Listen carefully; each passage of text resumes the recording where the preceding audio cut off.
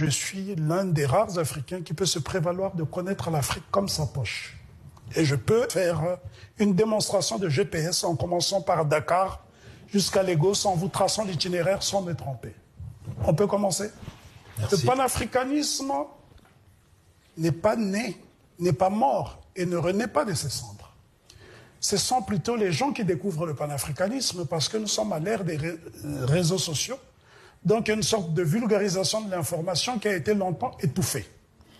On ne peut pas parler de renaissance africaine et de l'excellence noire sans parler de panafricanisme. Parce que le panafricanisme, c'est la première expression de l'excellence nègre depuis que l'Afrique a perdu l'initiative historique. Le panafricanisme est le seul courant idéologique qui a été pratiqué avant d'être conceptualisé. La première manifestation du panafricanisme, c'est le début du XVIIe siècle au Brésil, avec la création du Quilombo de Palmarès. C'est le premier État noir indépendant créé par des Africains qui ont été chosifiés. Ce qu'on appelle un Quilombo. Les Quilombo existent encore dans les 3 Congos. Angola, RDC, Congo-Brazzaville. Donc c'est une congrégation des Africains venus de différentes régions du continent à qui on a dénié leur statut d'être humain. C'est-à-dire qu'on leur a dépouillé de ce qui est essentiel, la qualité humaine. Et ces gens vont se réinventer face à une grande adversité en créant un État, une langue et des institutions. Qui est à l'origine de cette renaissance, ce début de renaissance? C'est Nganga Zumba, qui était originaire d'Angola, donc faisant partie du royaume Congo, qui va rassembler ses frères de race autour d'une spiritualité qu'on appelle le Kingunza. Mais parmi ces Africains, tous n'ont pas les mêmes origines. On a des Yoruba, on a des Congo, on a des Mandingues, on a des Bamileke, on a des Bassa, on a des Zoulous. Et ils ont réussi à créer un État qui a duré quasiment un siècle, qui sera détruit en 1895 avec la mort d'une figure emblématique dont on ne parle pas assez souvent. C'est Zumbi des Palmarès.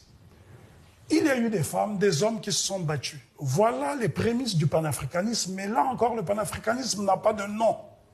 C'est la manifestation de la solidarité africaine, puisque ce sont des gens de différentes origines qui décident de mettre fin à l'asservissement pour reconquérir leur statut originel, qui est celui d'être humain, du Kimuntu.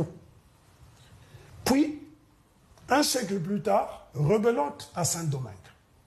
Saint-Domingue, où pour la première fois, on va inaugurer ce qu'on appelle la route de l'Atlantique Nord, inaugurée par Christophe Catastrophe Colomb, en partant de Cadiz jusqu'à Saint-Domingue. Et c'est là où on va ériger la première cathédrale des Amériques, à Santo Domingo.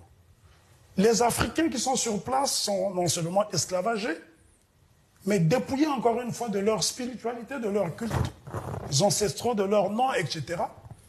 Et un jour, dans la nuit du 13 au 14 août 1791, ils vont se rassembler dans une ville qui a son homonyme au Cameroun, qu'on appelle Limbé, là-bas, mais dont le nom est Limbé, ville du littoral camerounais.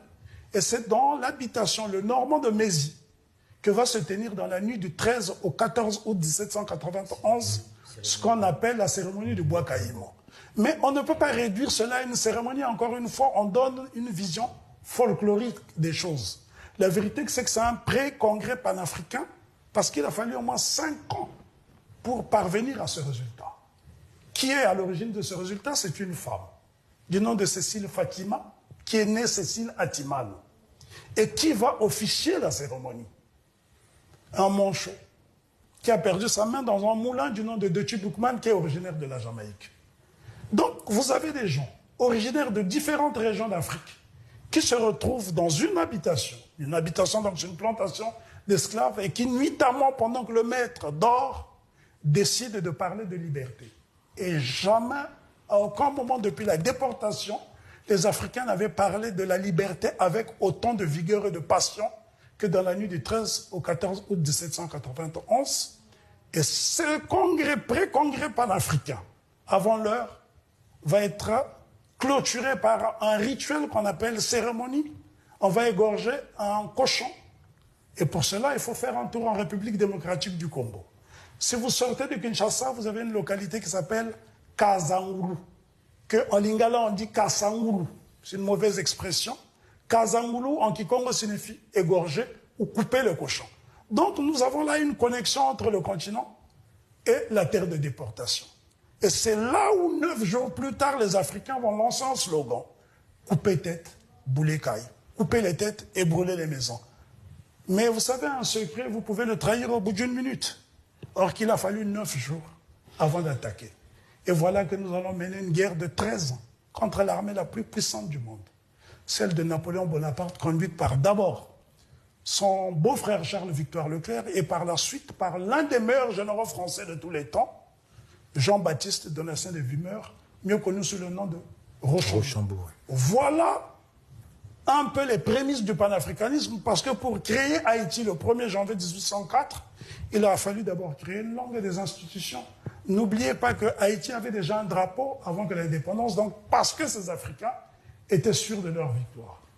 Des hommes qui n'ont pas été à l'école, qui n'avaient pas les moyens militaires et technologiques, qui parviennent à battre la plus grande armée du monde, celle qui a incendié Moscou, celle qui a théorisé l'Europe, qui a mené la campagne d'Égypte, je dis, c'est le début de l'excellence et du panafricanisme. Et donc il faut attendre 109 ans après la cérémonie du bois caïman pour qu'enfin à Londres, capitale de l'Angleterre, va être organisé ce qu'on appelle le premier congrès panafricain en juillet 1900. Voilà en gros la genèse du panafricanisme. Maintenant que j'ai planté le décor, on peut continuer.